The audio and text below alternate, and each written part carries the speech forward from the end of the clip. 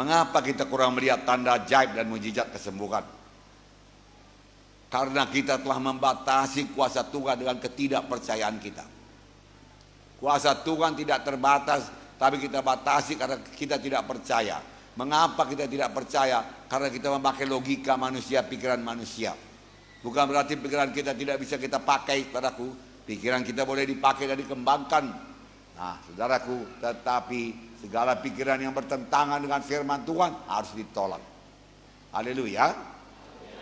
Kuasa kesembuhan dari Tuhan sampai sekarang telah disediakan dengan berlimpah-limpah kepada kita.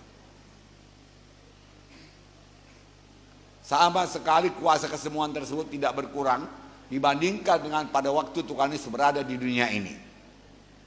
Sama, bahkan sekarang lebih lagi. Kalau Tuhan Yesus berada di dunia ini dengan tubuhnya, dia hanya bisa berada di satu tempat. Tetapi sekarang ini firman Tuhan bisa berada di segala tempat. Amin, saudara. Tuhan merencanakan supaya setiap gereja menjadi pusat keselamatan jiwa-jiwa dan pusat kesembuhan jiwa-jiwa. Haleluya.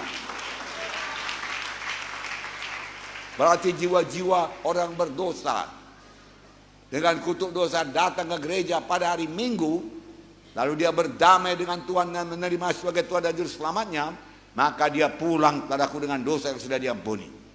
Itu kehendak Tuhan. Karena dia sudah di sorga. Siapakah yang dipakai Tuhan sekarang sebagai alatnya? Hamba-hambanya. Sebelum Tuhan naik ke sorga, dia berkata kepada murid-muridnya, tunggulah di Yerusalem sampai kamu dilengkapi dengan kuasa dari Maha Tinggi.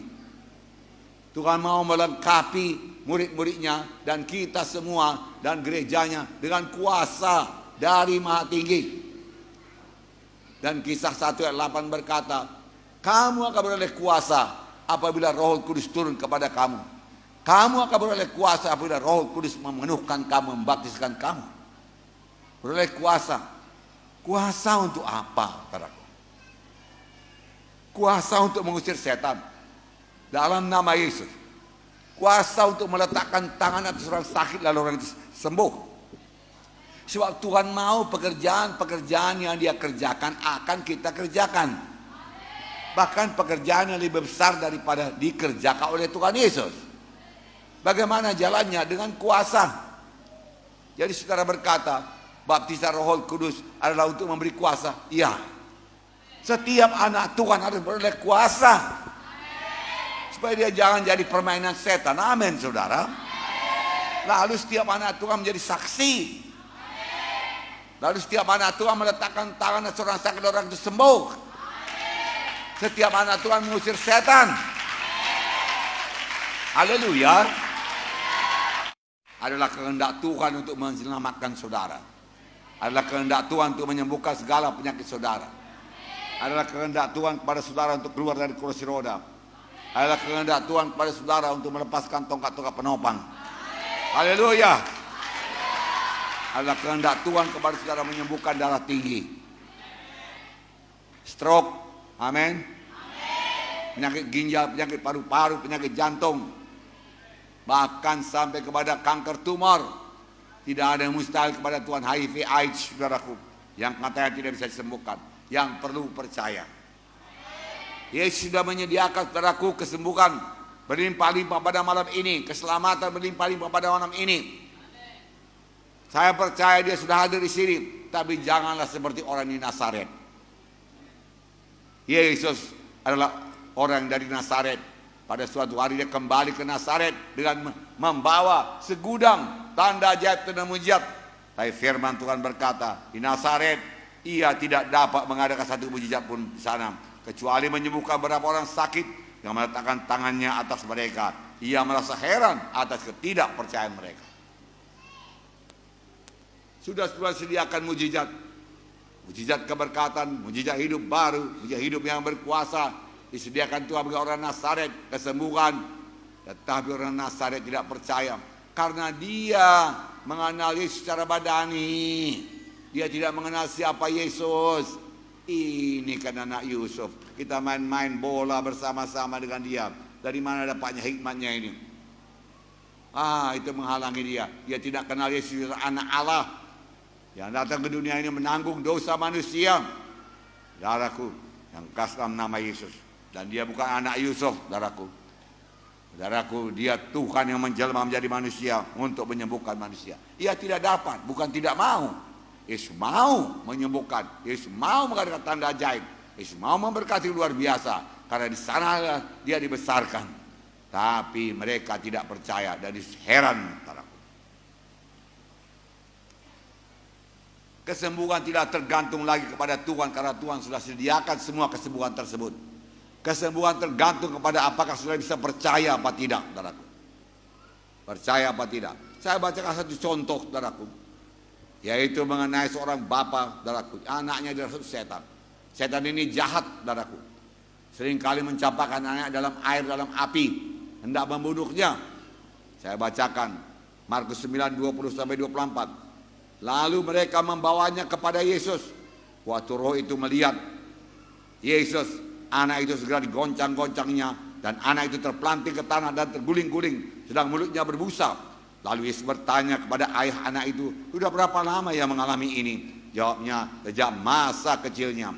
Dan seringkali roh itu menjadi dalam api maupun dalam air untuk membinasakannya.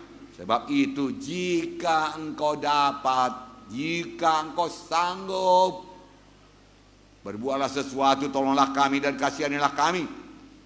Jawab Yesus, katamu jika engkau dapat, katamu jika engkau sanggup. Tidak ada yang mustahil bagi orang yang percaya.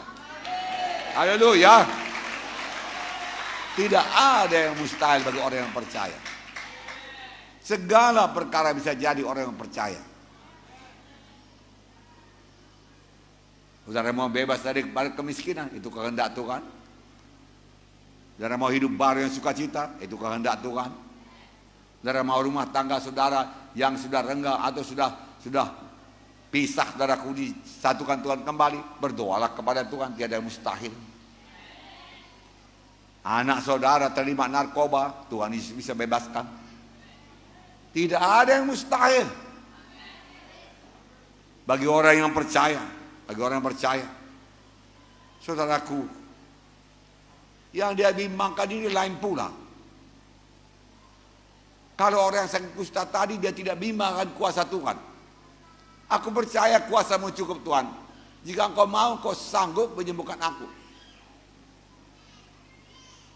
Yang dia bimbangkan apakah Tuhan mau apa tidak.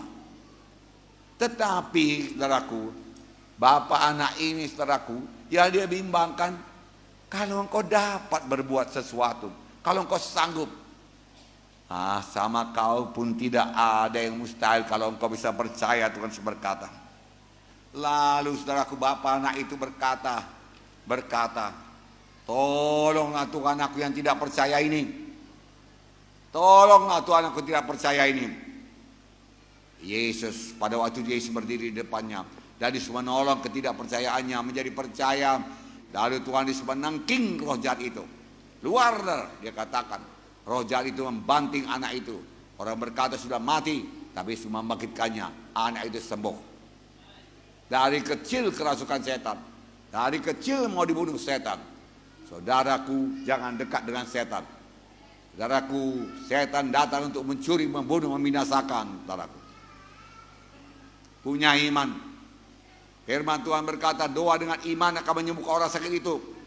Kalau dia telah berbuat dosa, Tuhan akan mengampuni dosanya.